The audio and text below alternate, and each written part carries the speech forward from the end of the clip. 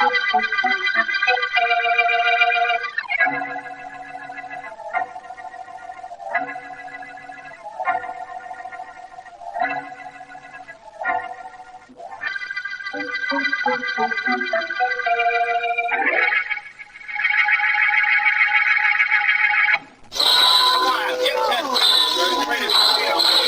your pennies here. Get your pennies for the machines at this booth. Pennies. Get change here, folks. I beg your pardon, but where do I find Joe Baker, please? Boss, in back at his office if he's in. Thank you. Oh, Mama, buy me that. Wow! Who wants to look at those pictures of the machines? I want to look at that. Brother, you said it. Wonder how many pennies that it cost if you put it in a machine, huh? Well, Dale, come in. To what do I owe this unexpected pleasure? Sit down, Dale, sit down. I'll stand, Al, and I'll tell you why I'm here. I'm going to Hollywood, Al. Yes, so I heard. I was very glad to hear about the break you got there. Very glad. You don't know how glad. I was getting a little tired of this penny-ante-penny arcade I'm running. You haven't changed a bit, Al. I was hoping you would. That's why I came down here to see you. All right. How much is it going to cost to keep your mouth shut? About what I know about you? Yes. Well, Dale, darling, I haven't decided yet. I'm not sure. I am the talkative type, you know. How well I know.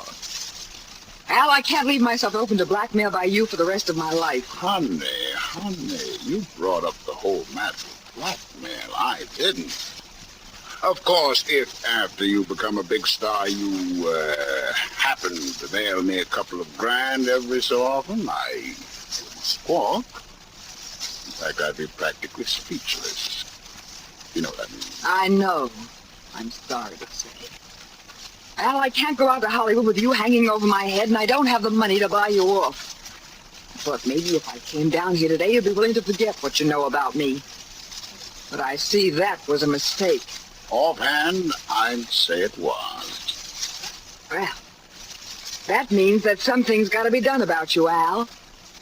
And I know just the guy who can do it.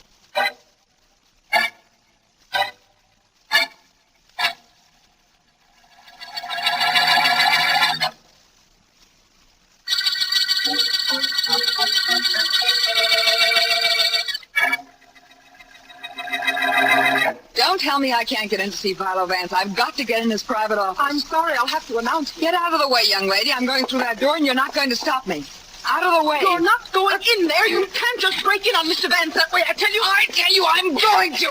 What's going on here? Mr. Vance, this girl insisted on going right into your office. I told her she'd have to wait until... I don't have to wait until anything, Vance. I've got to talk to you. Well, I guess there isn't anything I can do, but listen, is there?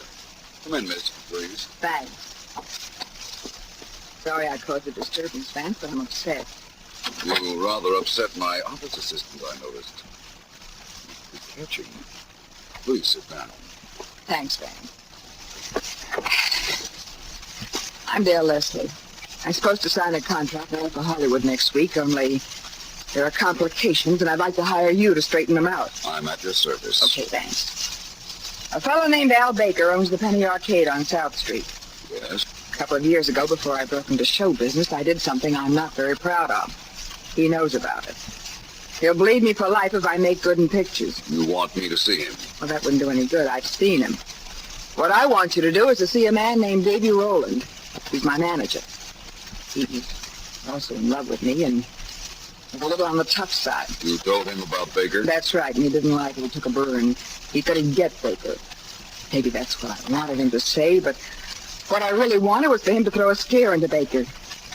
Now I'm afraid what's going to happen. In other words, you want to hire me to prevent your Mr. Rowland from doing anything that might be regretted by you and him. Not to mention by Al Baker, Vance. You see, now I had to get him here to see you. I didn't dare take a chance of being turned away. I understand. Paradoxical, of course, you're wanting me to keep Mr. Rowland away from Al Baker when you'd so much rather see Mr. Baker dead.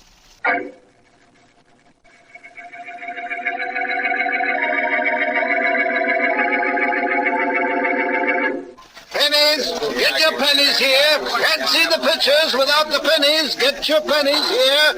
Well, mister, what's with you? You're blocking the booth. You want change or you just want to attract attention? I'm sorry, I didn't realize I was in the way. My name is Markham. I'm the district attorney. I was supposed to meet a Mr. Baker who called me, and I don't... Hello, Markham. I'm Baker. Oh? Heard you talking to Pop here. Come on back into my office, will you? Certainly. He told me on the telephone that Philo Vance had phoned you. That's right. A few minutes before I called you. As I understand it, he's been engaged by a Miss Dale Leslie to keep her manager, David Rowland, away from you. So he said. But I asked him if he was coming down here, and he said no. He's not. I thought he'd be here to see you. One of the reasons I came down. Look, D.A., I didn't call you to come down here because I wanted you and Vance to say hello to each other. Come on in. Right. I want you to tell that Roland to lay off of me. He's a kind of a rugged character, and he's got a yen for Dale Leslie a mile long. No telling what he might do to me to show that dame how tough he is. Sit down, will What do you want me to do, Mr. Baker? Supply you with police protection? What am I, a sissy? I don't want any cops hanging around. I won't need them if you'll call up this Roland guy and tell him you know he's out after me. That'll keep him away. All right. You like these pennies on my desk? I keep my souvenirs. There isn't much to like or dislike about pennies. Yeah? Mr. Baker, the stuff came you ordered. I brought it here. Where do you want me to put it? Just put the package on the desk. Okay. It's a little heavy. Oh, well, allow me. Oh, it ain't that heavy, but thanks anyhow. What you got there, Mr. Baker? Bricks? There. Okay, Maisie, that's all. Out. Out. Out. See you later, boy. That's some stuff I bought for this office, Mark. Wait a minute. Will you? I want to see if it's all here. Here's the bill. Never forget to send a bill, do they? No, they don't. Fountain pen desk set. You like it, Markham?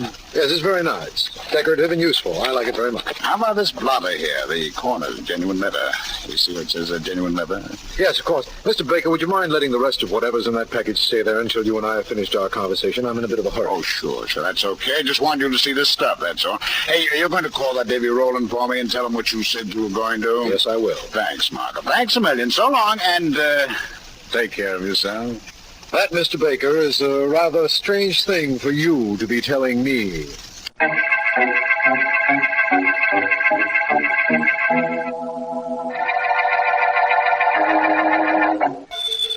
Oh, excuse me, Mr. Kraft. That could be Dale calling now. One way to tell, and that's to answer it, my boy, don't you think? Sure. Hello? Davy? Yeah, where are you, Dale? Mr. Kraft is up here in your apartment waiting for you. I'm calling from downstairs, Davy. Just wanted to be sure he was there so I know what kind of an entrance to make. Well, make a quick one. See you in a minute. Bye. That was Dale, all right. She was downstairs. She'll be up in a minute. That's fine. Mr. Kraft, you're making no mistake in signing that girl. Believe me, you weren't. She's got what it takes. She's alive, tough enough to tease the men and soft enough to please the dame. We'll see about that, Mr. Rowland. Right now, I'm very anxious to close this matter so that I can get back to the coast. Matter of minutes now, Mr. Kraft, a matter of minutes. I see you put the clause we wanted in the contract. Yes, we increase her salary every 6 months if we pick up her option at the end of the first period. Good, then everything's set. Mr. Kraft, Dale is down to earth. She's real. The people are going to love her. Every mother will think she's her... Mr. Kraft, what a pleasant surprise. Kill it, cutie. I told him you called from downstairs. Oh. I've just been shopping. It's been so weary. The shops in the Avenue aren't at all. Look, Dale, Mr. Kraft is a busy guy. He's got to leave town. There are your contracts on the table. He's signed them, and I've seen them. Write your name on both of them, will you? Now. Oh, well, all right, but there's really no need to rush. There really is, Miss Leslie. I'm going back to California. I have several things to do before my plane leaves. Here's a pen, Dale. Make with a name. Why, of course, Davy, darling. That's one. That's the other. There you are, Mr. Kraft. Thank you very much. Forgive me for rushing, but I really have to leave. You'll hear directly from the studio, Miss Leslie, as soon as I get back. Well, thanks a lot, Mr. Kraft. I tell you, you haven't made a mistake. Thank you for your assurance. Goodbye, and best of luck to you, Miss Leslie. Oh, I'll take you to the door. Thank you for what you've done, Mr. Kraft. There were only some way I could show you. Mr. Kraft is in a hurry. Oh, that's right. Goodbye, Mr. Kraft, and thanks again. You're welcome, and goodbye. Well, Dale, we did it. Oh, we sure did. Oh, now I can be myself. Look, Davy, we got the contract, and now we got to be careful. You've got to promise to lay off that Al Baker. It could be a little late for you to tell me that now. Oh, Davy, you didn't... Relax, everything's under control. Only the district attorney called me and said that Baker was screaming about what he thought I'd do to him. Well, never mind that. What did Philo Vance say to you? Vance? I didn't talk to him. Huh? What's he got to do with this? Vance didn't call? Well, there was no place he could call me. I was here for the past couple of hours waiting for you. The DA got me here and he called to find out from you what my phone number was. What about this Vance business? What's he want from me? Well, I asked him to talk to you, to make sure you wouldn't do anything to Baker. I knew that you know how smart Vance is, and you wouldn't take a chance on doing anything if he was around. You're smart. You're a genius. But... You're the most stupid dame that ever walked. You told Vance about you and Baker and me? Well, I had to. Don't you see, I'd rather take a chance of having Baker talk than be mixed up in a murder story. Well, no matter what happens to Baker, I'm the fall guy. But... Dale, I could kick that pretty face of yours all over this joint. I don't know what stops me. Davy. Except I love you. Some reason. Well, get out of here. Get out of my apartment. Get out or I'll call the cops and have you thrown out. I'm not kidding, Davy. Get out, I said. Get away from that phone. You getting out? All right, dope, prize dope, most stupid dame that ever lived. I'll get out. But you don't know what you're letting yourself in for. Yourself and me both.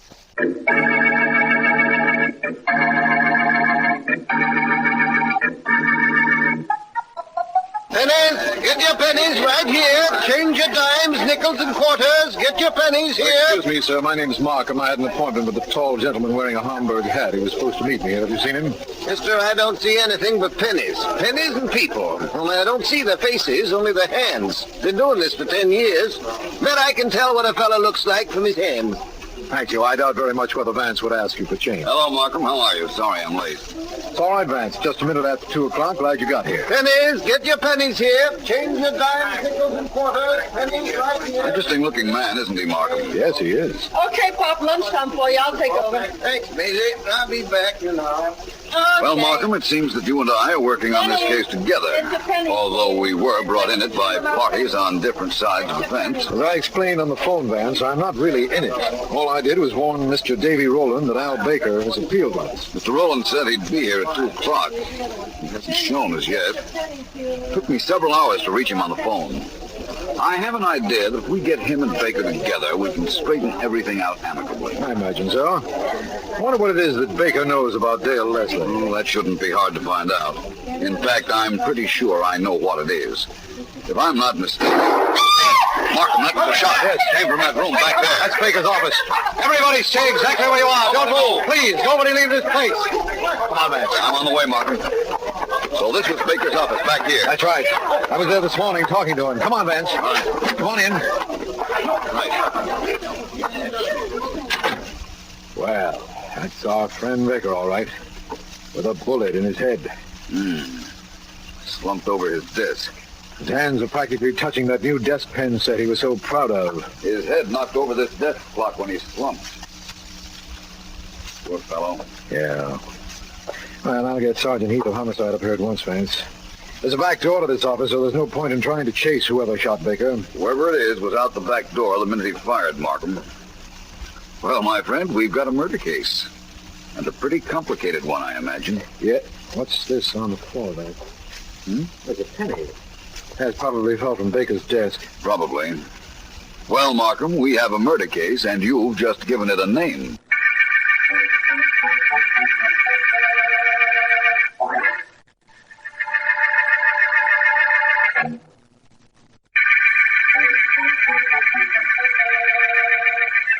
This is District Attorney Markham. The one-cent murder case began with the finding of the body of Al Baker, shot as Vance and I were in his penny arcade. We know that Baker had some information about Dale Leslie, and that Miss Leslie feared blackmail inasmuch as she was about to start a movie contract. We know, too, that her manager, Davy Rowland, was in love with her and had threatened Baker. And I have found something very interesting about a man known as Pop, who made change for the customers at Baker's Arcade. I'm about to tell what I found out to a group of reporters waiting in my office. They're...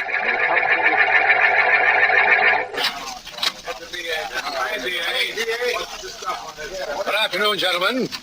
All right, now, quiet down, please. I won't waste your time. You want to know what developments the police have made on the 1 cent murder case? That's right, DA. What's going on? Well, we've made no arrests as yet. We're holding a man named George Dobbs, known at Baker's Arcade as Pop, the changemaker. What's with him? Well, Sergeant Heath and I questioned him after the murder. He says he was out to lunch, but we found that he hadn't been to any restaurant in the neighborhood. Now, under questioning, he broke down and admitted that he was the former owner of the arcade. Hey, fellas, I think the DA's got Now, something just a there. moment, please, gentlemen. Just a moment, please. We've made no charge as yet. But we have made Pop change his story a little. Now he says he didn't go to any restaurant, but was just walking around at the time of the murder. No alibi, eh? What about your friend Vance, Markham? What's he found out? Vance? I don't know. He left immediately after the murder. I think he went to see Miss Dale Leslie. But please, don't print that, boys.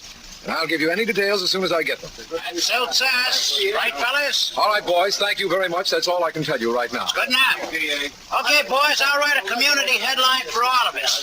Here it is. Police expect early arrest in 1 cent murder case. Let's go, gang.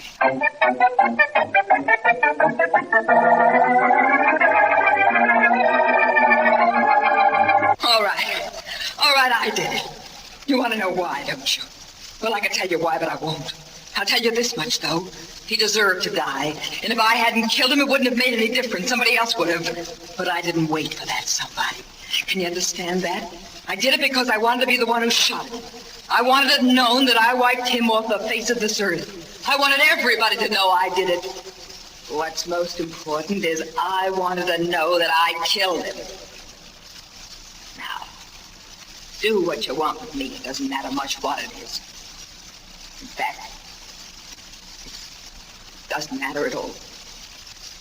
Would you put on the lights, please, Mr. Kraft? Yes, of course, Vance. Thank you. Well, Miss Leslie, a very good piece of emoting. Thanks, Mr. Vance. It's the screen test we made here a couple of weeks ago. We shipped a print to the coast. They told me to sign a write-up. Which you did, I understand. That's right. Sorry, I had to ask you to cancel your plane trip to Hollywood, Mr. Kraft. But it's quite urgent I talk to you.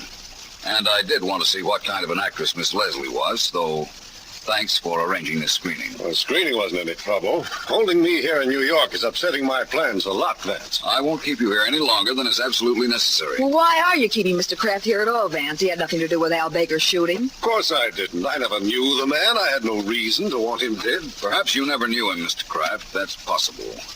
But I wouldn't say you had no reason. For example, perhaps you thought you had a potential star on your hands in Miss Leslie. A star that could make a fortune for your company.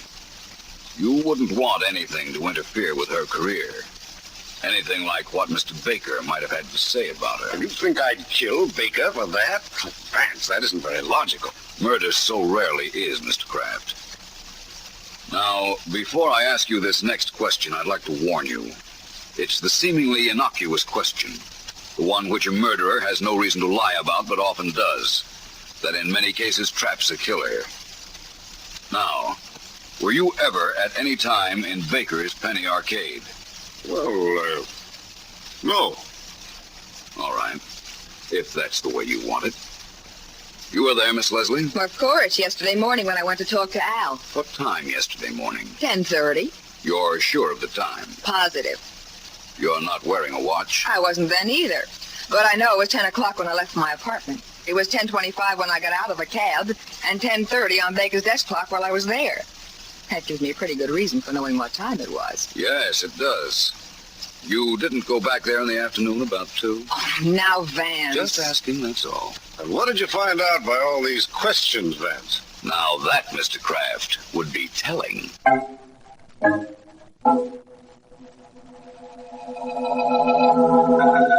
Miss Leslie, please excuse my dropping in on you at your apartment. This is not exactly an official visit. Oh, well, Mr. Markham, I'm certainly glad of that. I had quite a little semi-official visit with your friend Philo Vance about an hour ago, and I'm officially a little tired. Vance seems very interested in the Hollywood scout, Mr. Kraft.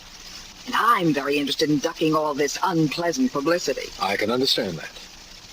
Miss Leslie, Vance and I are working independently on this case, which is a little unusual, but I think we can get better results that way. That's why I came up here. Uh-huh. To see if you knew where David Rowland is. We haven't been able to find him, you know. Davy? Why, he... Oh, sit still, Mr. Markham. I'll go to the door. Whoever it is, please don't be long. I'm quite anxious to get going on this case. All right, Mr. Markham. Yes? You're Dale Leslie, I know. I'm Pop. I work down at Baker's Penny Arcade. I gotta come and talk to... Why so surprised at seeing me, Pop? You were in my office all morning. Miss Leslie, I'll see you some other time. Goodbye. Now, what in the world was that? I don't know. But I know what Vance would think. He'd think Pop might have come up with the idea of blackmailing you, and when he saw me, he changed his mind in a hurry. Blackmailing me? Well, how could he do that? Well, supposing he saw you around the arcade about the time of the murder. He could threaten to tell that to the police, couldn't he? Miss Leslie, you're not in a very favorable spot, believe me. But I'll worry about Pop later. Right now, I want to know where David Rowland, your manager, might be. Well, he might be almost anywhere, but it so happens that he's with your friend, Philo Vance.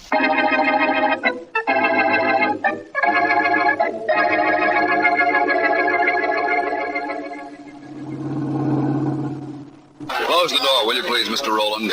Noise isn't very conducive to concentration. Why, sure, Vance. Up to now, I was a manager. Now I'm a door closer. You're also a murder suspect. Yes, I know. You're only missing one thing, aren't you, Vance? Proof. You've got your whole story and no proof. Unfortunate, isn't it? You know who just called on the telephone, don't you? Well, sure, I got his. It was the DA, Markham. That's right. He's bringing Miss Leslie down here. And he'll have old Pop and the Hollywood talent scout, Mr. Kraft, with him when he comes.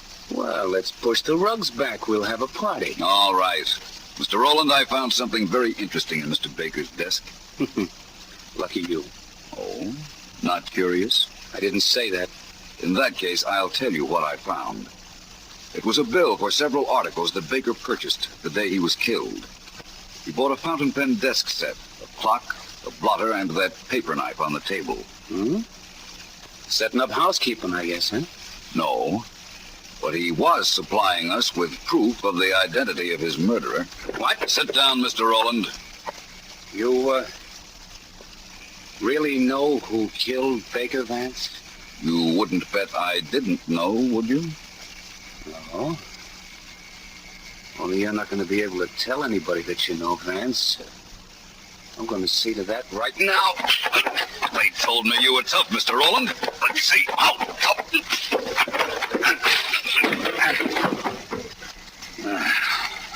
Well, Mr. Rowland, you really were a tough character, weren't you?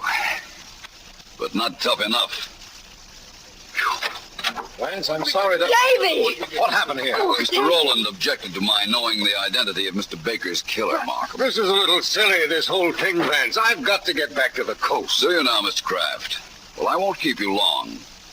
Oh, Markham, you know Mr. Davy Rowland had no alibi for the time of the murder, don't you? I realize that, Vance.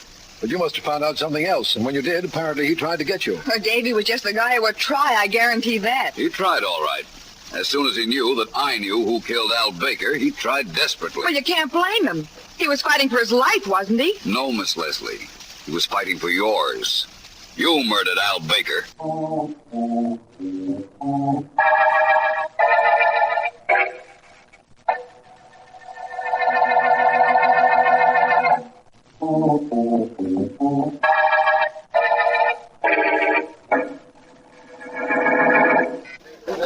Hey, Mr. Vance, got a minute? Why, yes, I think so, young lady. You're the assistant cashier at this arcade, aren't you? Oh, I'm everything around here. But now that Pop's the new boss, at least I get paid some real dough. Hey, Mr. Vance, I read in the papers where this gal, Dale Leslie, confessed after you accused her of killing Baker. But it didn't say why she did it. Your former employer knew that she'd served a jail sentence at one time. That was the reason. Oh. And the paper said how she tried to throw the heat on that manager of hers. She was kind of a rat, I guess. Well, considering the fact that he tried to kill me to prevent my revealing that she was the killer, I'm inclined to agree with you. Yeah. Hey, would you want to tell me how you knew she did the job? Certainly. Miss Leslie admitted that she had been in Mr. Baker's office the morning of his murder, but denied that she'd come back later. There was a back entrance to Baker's office, and that's how she got in and out. Well, I get that so far. Well, she said she was positive she was here at 10:30 in the morning because she saw the time on Baker's desk clock. But the desk clock wasn't delivered until noon. Hey, that's right. I brought it in there myself. Yes, I know. Well, when Miss Leslie started to talk about a desk clock that wasn't delivered until hours after she was here the morning of the murder, I knew that she had come back. Well, sure. How could she know about the clock? That is exactly it.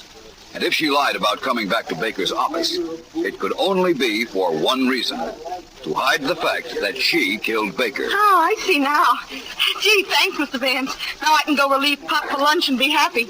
I gotta go begin to hand out those pennies again. Go ahead. Begin to hand out the pennies right at the end of the 1-cent murder case.